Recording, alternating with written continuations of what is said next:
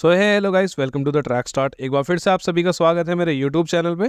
तो इस वीडियो में हम बात करने वाले हैं खो खो ग्राउंड की। जो आपकी मार्किंग होती है, आपके ग्राउंड के क्या क्या मेजरमेंट होती है, कौन कौन सी जो आपकी इंपॉर्टेंट डिटेल है जो आपको पता होनी चाहिए। लाइक अगर आप फिजिकल एजुकेशन आपका सब्जेक्ट है और आप अभी 10th 11th 12th में हैं, आपके आने वाले हैं फिजिकल एजुकेशन के प्रैक्टिकल, तो उस चीज़ में जो है आपकी ये वीडियो जो है बहुत ही हेल्पफुल रहेगी। इस वीडियो के थ्रू आपको जो है बहुत सारी इन्फॉर्मेशन मिलेगी, लाइक जैसे कि खो खो ग्राउंड की मेजरमेंट क्या होती है, कौन कौन सी लाइन इंपॉर्टेंट होती है, किस लाइन का क्या नाम होता है, किस चीज़ से उसको डिनोट किया जाता है, एंड आपके अदर डिटेल्स आपको यहाँ पर पता चलेंगी। इसके साथ साथ में अगर आप कर रहे हैं यूजीसी नेट की प्रिपरेशन या फिर पीजीटी टीजीटी, जैसे कि आपका DSSS हो गया, आपका KVS हो गया, NVS, इस टाइप के वेरियस कॉम्पिटिटिव एग्जाम की अगर आप प्रिपरेशन कर रहे हैं तो ये वीडियो जो है स्पेशली आपके लिए बनाई गई है। और इस वीडियो के थ्रू आपको बहुत सारी जो है इन्फॉर्मेशन मिलेगी, जैसे कि आपके मेजरमेंट के ऊपर होगी। ये वीडियो सिर्फ मेजरमेंट के हैं।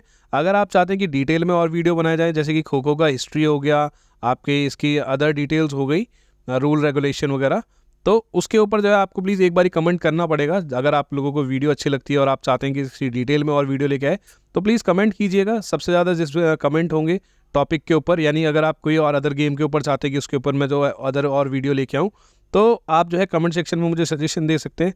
जिस भी गेम के ऊपर सबसे ज़्यादा कमेंट होंगे, मैं अगली मेजरमेंट उसके ऊपर लेके आऊँगा। तो चलिए हम वीडियो को स्टार्ट करते हैं। दोस्तों, वीडियो स्टार्ट करने से पहले मैं आपसे अभी को एक इन्फॉर्मेशन देना चाहता हूँ कि द ट्रैक स्टार्ट चैनल आपका प्योरली स्पोर्ट्स से रिलेटेड चैनल है। इसके ऊपर जो है आपकी ऑल ओवर इंडिया में जितनी भी स्पोर्ट्स की वैकेंसी आती है, कोई भी स्पोर्ट्स कोटा का आपका बड़ा अपडेट आता है या किसी भी टाइप का आपका स्पोर्ट्स का कोई अपडेट आता है, तो मैं सबसे पहले ट्राई करता हूँ कि इस चैनल के थ्रू आपको इन्फॉर्मेशन मिले। तो आप जो है चैनल को सब्सक्राइब कर लीजिए और अपने उन दोस्तों तक इस चैनल को शेयर कर लीजिएगा जो कि स्पोर्ट्स फील्ड में अपना करियर बनाना चाहते हैं। तो चलिए हम वीडियो को स्टार्ट करते हैं। यहाँ पर आप देखोगे खो खो ग्राउंड जो है आपकी मार्किंग एंड मेजरमेंट के बारे में आपको सबसे इंपॉर्टेंट एक चीज़ जाननी चाहिए कि आप अगर कभी भी कोई भी ग्राउंड बनाते हैं ये जो कि रेक्टेंगल शेप में हो, तो उस पर जो है आपका कुछ फार्मूलाज भी लगते हैं, आपके मैथ्स भी उसमें यूज़ होती है। तो अगर आप अभी 10th 11th 12th में हैं, तो प्लीज़ थोड़ा सा मैथ को जो है अपना थोड़ा सा आप उसको इग्नोर ना करें, आप थोड़ा बहुत मैथ्स को भी पढ़ा करो। ऐसा नहीं कि आपको पढ़ना नहीं है, आप स्पोर्ट्स में हैं तो आपको पढ़ना नहीं है, ऐसा बिल्कुल भी नहीं है। आप अगर देखोगे, अगर आप हायर लेवल पे जब आप स्कूल पास कर जाओगे ना, तो आपको मैथ्स की वैल्यू पता चलेगी, आपको सारे सब्जेक्ट की वैल्यू पता चलेगी कि सारे सब्जेक्ट जो है एक दूसरे से रिलेटेड है। आप ऐसा नहीं है कि आप स्पोर्ट्स फील्ड में जा रहे हैं तो आप बिल्कुल कॉपी किताब छोड़ देंगे, आपको कुछ पढ़ना ही नहीं होगा। देखिए, इसमें साइंस भी आपको पढ़नी पड़ती है, आपकी लाइक 9th 10th की आपको साइंस पढ़नी पड़ती है, 8th क्लास की आपको साइंस पढ़नी पड़ती है, थोड़ा बहुत मैथ्स भी आता है, एंड बाकी अदर्स जो डिटेल्स हैं वो भी आती हैं। तो यहाँ पर हम देखेंगे खो खो ग्राउंड जो है आपका यहाँ पर सीनियर कैटेगरी और जूनियर कैटेगरी में आपका डिवाइड होता है, और एक और होता है सब जूनियर कैटेगरी। यहाँ पर आप देख पाओगे जो कि अंडर 14 ईयर्स के बच्चों के लिए होता है। आपने स्कूल वगैरह में देखे होंगे, अगर आप स्कूल में हैं, आपके स्कूल में खो खो का मैच भी होता होगा। ज़्यादातर गवर्नमेंट स्कूल में जो है खो खो का मैचेस होते हैं।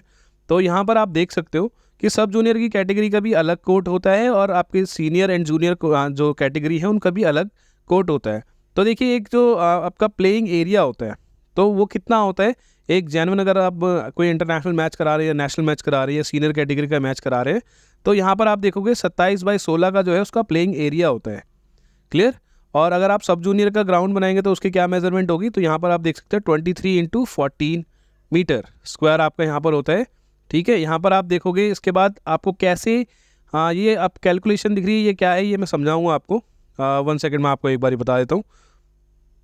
देखिए, यहाँ पर लिखा रखा है how to calculate diagonal distance measurement, यानी कि आपको एक डायगनल निकालना होता है। अगर आप कभी भी कोई ग्राउंड मेज़र कर रहे हैं ना, आपको एक ग्राउंड बनाना, तो आपको जो है पाइथागोरस थ्योरम लगता है उसमें। ये देखिए, ये स्क्वायर शेप में हो गया। ये आपका सपोज खो खो का ग्राउंड है। ओके, इसमें आपको क्या करना है, इसका डायगनल अगर आपको याद करना है तो आपको पाइथागोरस थ्योरम लगेगा। अगर आपको यहाँ पर दे दिया जाए, जैसे मैंने दे रखा है यहाँ पर 27/16, आपको ये पता चल गया कि इसका ए पॉइंट जो है, ए से बी आपको यहाँ पर दे रखा है, ये 27 हो गया। ठीक है, ये आपका हो गया 27 मीटर। ठीक है, इसके बाद आपको बी से लेकर सी पॉइंट दे रखा है, ये आपको 16 मीटर दे रखा है। ठीक है, ये आपका यहाँ पर 16 मीटर हो गया। क्लियर। नेक्स्ट, अगर आपसे यहाँ पर क्वेश्चन पूछा जाए कि ए से लेकर आप सी तक का आपका डायगनल का डिस्टेंस कितना होगा, तो आप कैसे कैलकुलेट करेंगे, वो आप कैलकुलेट करेंगे पाइथागोरस थ्योरम से। जैसे कि यहाँ पर आप देख सकते हो ए बी आपका हो गया 27, तो यहाँ पर 27 का स्क्वायर ले लिया हमने, यानी अंडर रूट में ले लिया है। इसके बाद आप इसको कैलकुलेट करेंगे तो आपका यहाँ पर आंसर ये आएगा। 16 × 16 आप कैलकुलेट करेंगे तो आपका आंसर यहाँ पर 256 आंसर आ जाएगा।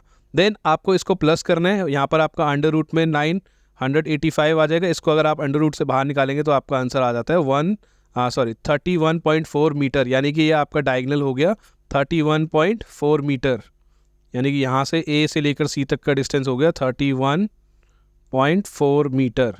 ठीक है। सो आपसे क्वेश्चन क्या पूछे जाते हैं, क्वेश्चन में आपसे यही पूछा जाएगा, सिंपल आपसे क्वेश्चन पूछे जाते हैं फिजिकल एजुकेशन में कि खो खो ग्राउंड का जो है डायगोनल कितना आपका डिस्टेंस होता है। उसमें आपसे पूछा जाए कि सीनियर कैटेगरी में डायगोनल कितना होता है, तो आप ये बताना है।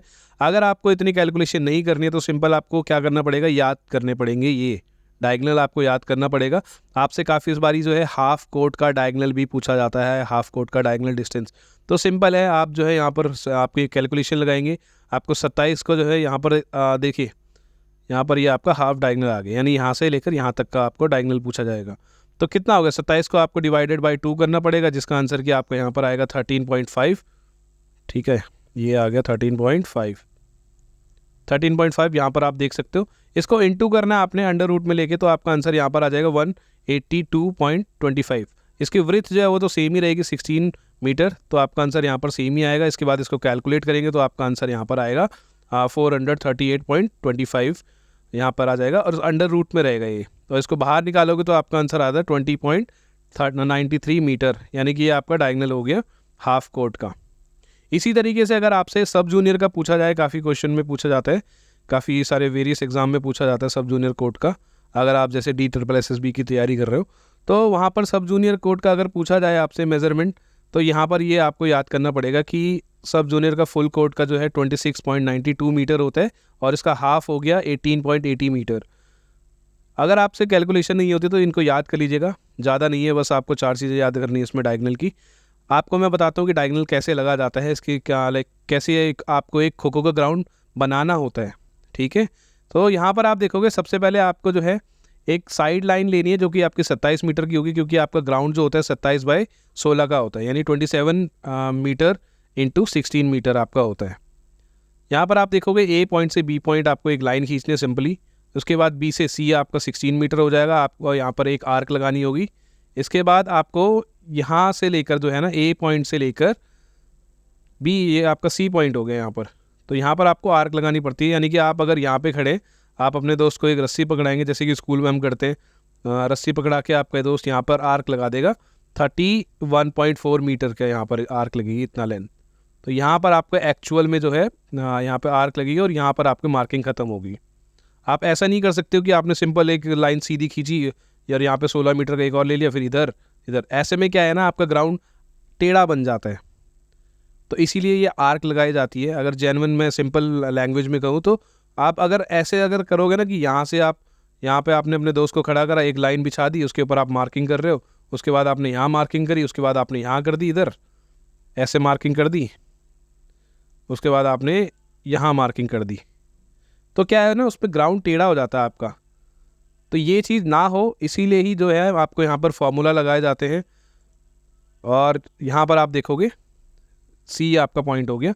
नेक्स्ट आपको बी से लेकर आपको यहाँ पर डी पॉइंट पे भी आपको आर्क लगानी है। नेक्स्ट यहाँ पर आप आर्क लगा दोगे, ये आपका 13.4 मीटर का हो जाएगा, और यहाँ पर आर्क लग के आपका ये जो है डी पॉइंट भी खत्म हो जाएगा। इस तरीके से आपका जो है एक रेक्टेंगल बनेगा, और ये कभी भी आप ट्राई कर लेना, आपका जो है कभी भी ग्राउंड टेढ़ा मेढ़ा नहीं होगा, आपका बिल्कुल एक्यूरेट, बिल्कुल सीधा, और आपका बिल्कुल मतलब जितना आपका होना चाहिए एंगल, आप कभी भी ना मेज़र करोगे उसको तो आपका सेम ही आपका डिस्टेंस आएगा। ओके, नेक्स्ट अगर हम यहाँ पर बात करें हाफ, अगर आप बनाते हो हाफ डायगोनल के थ्रू तो कैसे बनाया जाएगा, यहाँ पर आप देखो स्क्रीन में, ए से बी पॉइंट आपने ले लिया, और यहाँ पर आपने मिड पे यहाँ पर जो है एक आर्क लगा दिया आपने, यानी यहाँ पर एक पॉइंट लगा दिया कि ये भाई यहाँ पर हाफ हो गया आपका 13.5 मीटर का, यहाँ पर आप एक निशान लगा दोगे ऐसे करके। इसके बाद आपने क्या करना है, सिंपल जो है यहाँ से आपने एक आर्क लेना है, कितने मीटर का होगा आपका, ये आपका डायगोनल है यहाँ पर 20.93 मीटर का। इसके बाद आप यहाँ से जो है डी पॉइंट पे भी सेम ऐसे ही लगाओगे हाफ डायगोनल, यह आ गया, और इस तरीके से आपका ग्राउंड का स्क्वायर ये आपका बन जाता है। नेक्स्ट यहाँ पर आप देखोगे ये खो खो का ग्राउंड है, मैं आपको यहाँ पर जो है इंपॉर्टेंट लाइन की जो आपकी मार्किंग होती है ना, जैसे कि इस लाइन को क्या कहा जाता है, ये लाइन क्या होती है, इनका कितना डिस्टेंस होता है, ये आपको यहाँ पर बताने वाला हूँ। तो सबसे पहले आप देखो यहाँ पर कि आपके ग्राउंड की लेंथ कितनी होती है, मैं आपको बार बार रिपीट करा रहा हूँ, 27 मीटर। ओके, नेक्स्ट अगर यहाँ पर देखी जाए तो आपकी विड्थ कितनी होती है, 16 मीटर। और ये जो आपका जोन होता है ना, ये वाला जोन, ये क्या होता है, ये फ्री जोन आपका होता है। इसकी लेंथ जो है यहाँ से लेकर यहाँ तक कितनी होती है, 1.50 मीटर आपका यहाँ पर हो जाएगा इसका डिस्टेंस। नेक्स्ट यहाँ पर अगर हम आगे बात करते हैं तो ये आप देखोगे, ये आपका पोल हो गया यहाँ पर, और ये जो लाइन है आपकी सेंटर लाइन हो गई।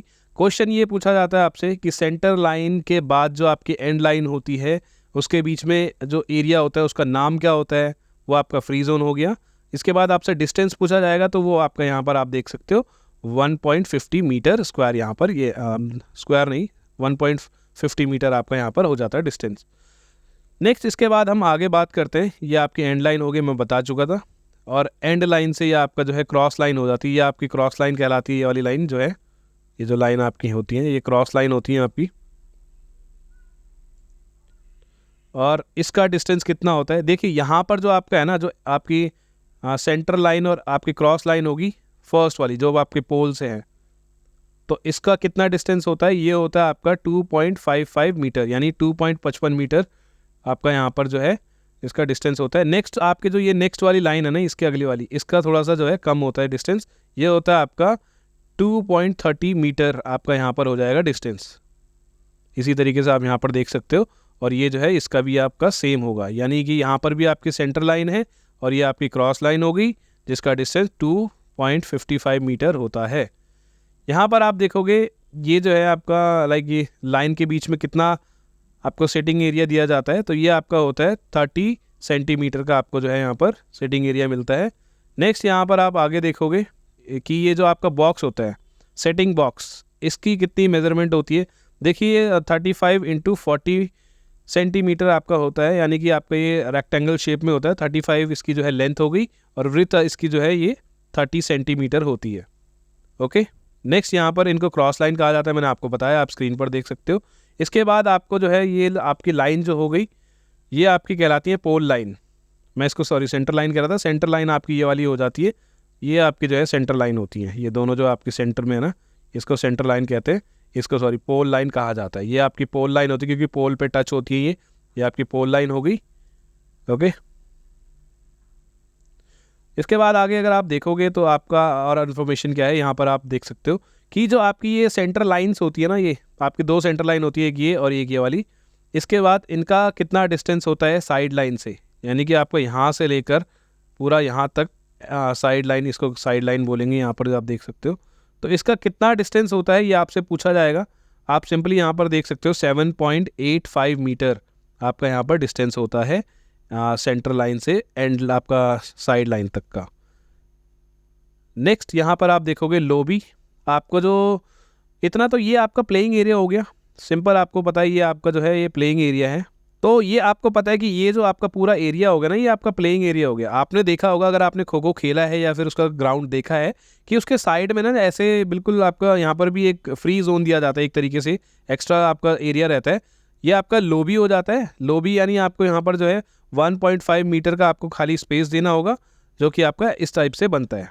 ये इसमें जो है पिक्चर में थोड़ा सा छोटा एरिया दिख रहा है, लेकिन ये बहुत बड़ा एरिया होता है, लाइक यहाँ तक होना चाहिए इसको, क्योंकि आप स्क्रीन छोटी है तो इस वजह से यहाँ पर आपको दिख नहीं पा रहा है। ये एरिया जो है बड़ा होता है इससे ज़्यादा। ओके, तो ये आपका जो लोबी हो गया, ये आपका पूछा जाता है कि खो खो में लोबी का कितना डिस्टेंस होता है, तो 1.5 मीटर आपका हो जाएगा यहाँ पर। क्लियर। नेक्स्ट यहाँ पर आगे मैं बात करूँ कि आपके टीम एंट्री कहाँ से होती है, ये आप देख सकते हो यहाँ सर आपके टीम एंट्री होती है, यानी आपका टीम टेबल यहाँ पर होती है। नेक्स्ट आपके अपोनेंट की यहाँ पर भी होगा, अपोजिट साइड में आपके टीम बी होती है जहाँ पर वो आपकी एंट्री होती है।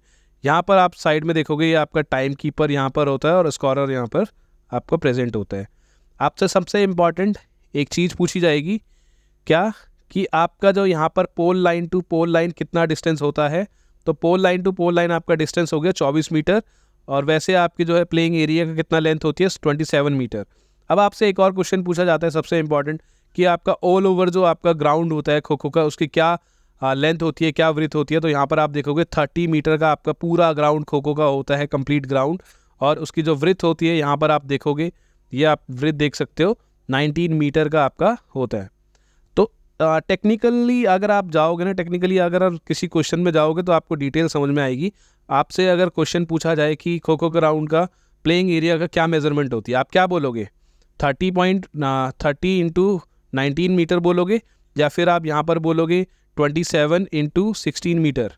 क्या बोलोगे आप बताओ?